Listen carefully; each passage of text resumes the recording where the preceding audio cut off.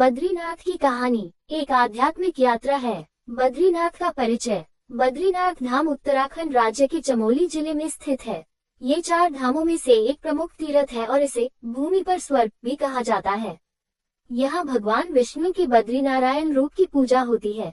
पौराणिक कथा के अनुसार बहुत समय पहले की बात है, जब धरती पर पाप और अधर्म बढ़ गया था।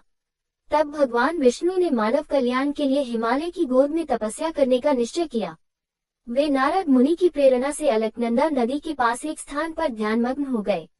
उनकी तपस्या में कोई विघ्न न हो, इसके लिए माता लक्ष्मी ने बद्री वृक्ष जुड़ाव बेर के पेड़ का रूप धारण कर उनके चारों ओर छाया प्रदान की।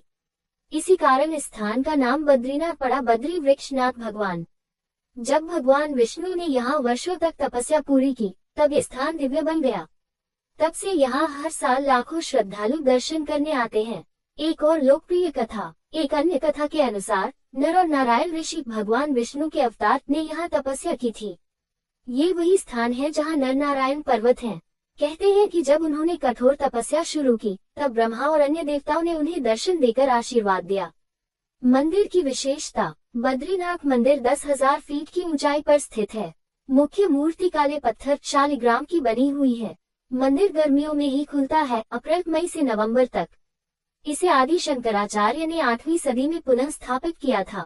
आध्यात्मिक संदेश। बद्रीनाथ केवल एक तीर्थ नहीं है, ये तप, श्रद्धा और भक्ति का प्रतीक है। यहाँ जाना आत्मा की शुद्धि और ईश्वर की निकटता का अनुभव कराता है।